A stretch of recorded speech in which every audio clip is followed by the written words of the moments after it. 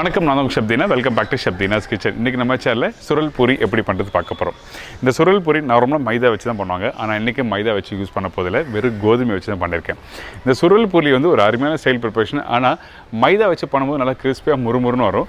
ஆனால் கோதுமை வச்சு பண்ணும்போது கொஞ்சம் லைட்டாக சாஃப்ட்டாக வரும். எதுக்காக கேட்டால் கோதுமை ஆல்வேஸ் ஃப்ரை பண்ணி முடிச்ச பிறகு அந்த சாஃப்ட்னஸ் மட்டும் தான் கொடுக்கும். அதனால தான் தெளிவாக இன்றைக்கி உங்களுக்கு வீடியோ ஓப்பனிங்லேயே சொல்கிறேன்.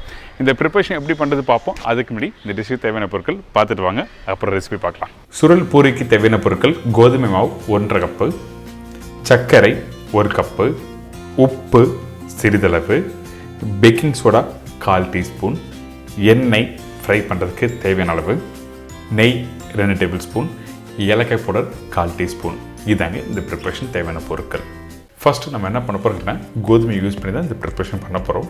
நார்மலாக நீங்கள் வீட்டில் பண்ணும்போது மைதா வச்சு பண்ணியிருப்பீங்க, வெளியே கடையில் வாங்கினாலும் மைதா வச்சு பண்ணியிருப்பாங்க. ஆனால் நிறைய பேர் மைதா வேண்டாம் சொல்கிறாங்க. அதனால தான் இந்த கோதுமை வச்சு பண்ணுறேன். உப்பு கொஞ்சம் போட்டிருக்கோம், அதுக்கப்புறம் பேக்கிங் சோடா.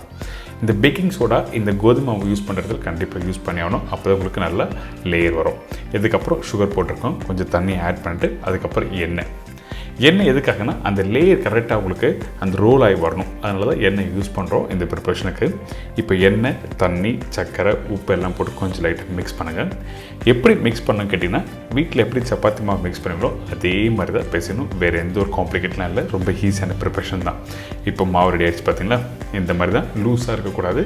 இதே லூஸாக இருந்தால் என்ன ஆகும் கேட்டிங்கன்னா, கண்டிப்பாக இந்த சப்பாத்தி மாவு தேய்ச்சிட்டு ரோல் பண்ணுவீங்களே, அந்த மாதிரி பண்ணும்போது பிரிஞ்சு வராது. அதனால தான் உங்களுக்கு தெளிவாக சொல்கிறேன். இப்போ மாவு ரெடி ஆகிடுச்சு.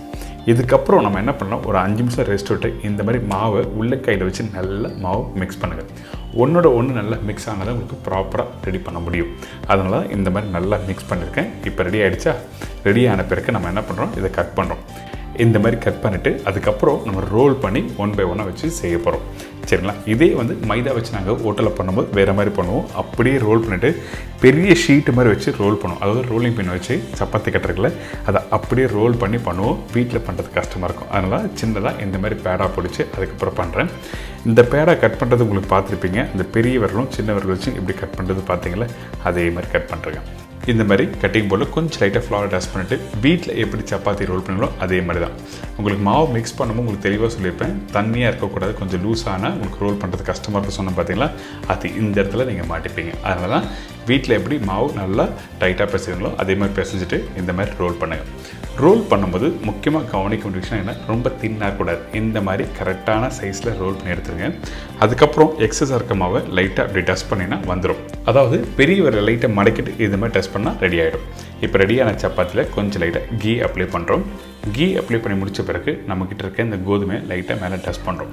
எதுக்காக இந்த கீ கோதுமை போடுறேன்னு கேட்டால் காரணம் இருக்குது. அப்போ தான் நீங்கள் ரோல் பண்ணும்போது தனித்தனியாக விரிஞ்சு வரும். அதனால தான். இதே வந்து மைதா வச்சு பண்ணும்போது கீ அப்ளை பண்ண வேண்டியதில்லை, டேரெக்டாக அந்த ஃப்ளவரை போட்டு நீங்கள் ரோல் பண்ணி பண்ணலாம். இப்போது 1 by 1 இதே மாதிரி ஸ்டெப் பை ஸ்டெப்பாக பண்ணுறேன். இப்போ எங்ககிட்ட 5 பீசஸ் ரெடி பண்ணணும் பார்த்தீங்களா, அந்த 5 பீசஸும் 1 by 1 ப்ளேஸ் பண்ணுங்கள்.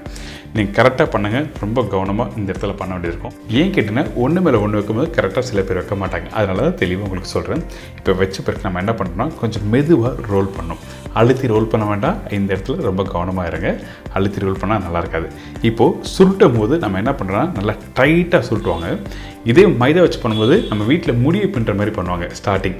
அதுக்கப்புறம் இந்த மாதிரி ரோல் பண்ணி எடுத்துருவாங்க. நான் நேராக இந்த கோதுமையை ரோல் பண்ணியிருக்கேன். இந்த ட்ரிம்மிங்ஸ் சைடில் இருக்க இந்த ட்ரிம்மிங்ஸை கட் பண்ணிவிட்டு 2 பகுதியும் அதுக்கப்புறம் கட் பண்ணுறேன். இப்போது கட் பண்ணும்போது 2 விதமாக கட் பண்ணியிருக்கேன். இப்போ பாருங்கள், அதுக்கு முன்னாடி இந்த லேயர் நல்லா தெரியுதா, இந்த மாதிரி தான் வீட்டில் பண்ணும்போது வரணும். அதனால தான் ஃபஸ்ட் எடுத்துன்னு அந்த கொஞ்சம் லைட்டாக கீ அதுக்கப்புறம் கோதுமை போட்டிருக்கேன். இப்போது சின்ன சின்ன பீசஸ் பண்ணுறதுக்கு இந்த மாதிரி பண்ணுறேன். இதே நீங்கள் லாங்காக லென்த்தாக வரணும்னு நினச்சிங்கன்னா அந்த டைமில் இந்த மாதிரி டைமண்ட் ஷேப் கட்டிங்கை நீங்கள் போடலாம். உங்களுக்கு விருப்பப்பட்டால் அப்படி பண்ணுங்கள். அப்படி இல்லாதவங்க இந்த மாதிரி நீட்டாக கட் பண்ணிக்கலாம். இப்போ ரெடி ஆகிடுச்சா?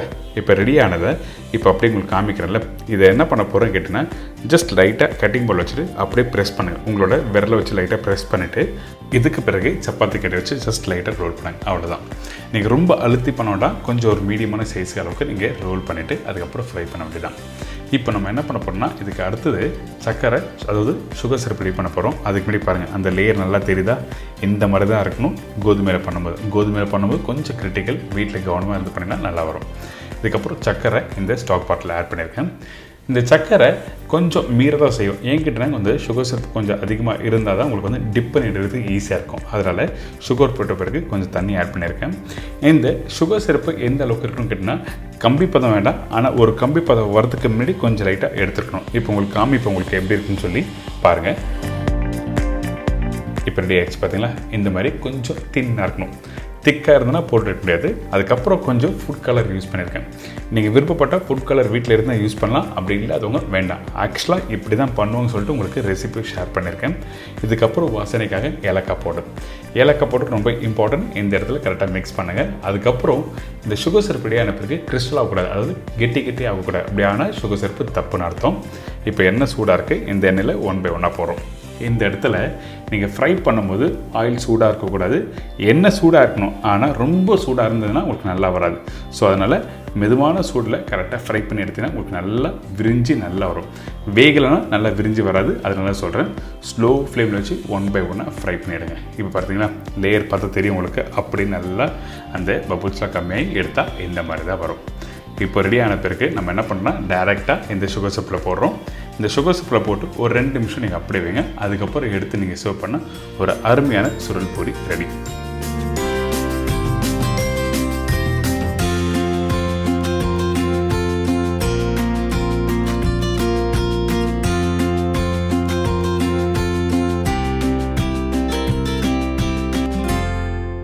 எனக்கு இந்த சுருள் பூரி எப்படி பண்ணுறது எல்லாருக்கும் ஈஸியாக தெரிஞ்சிருக்கும்ல.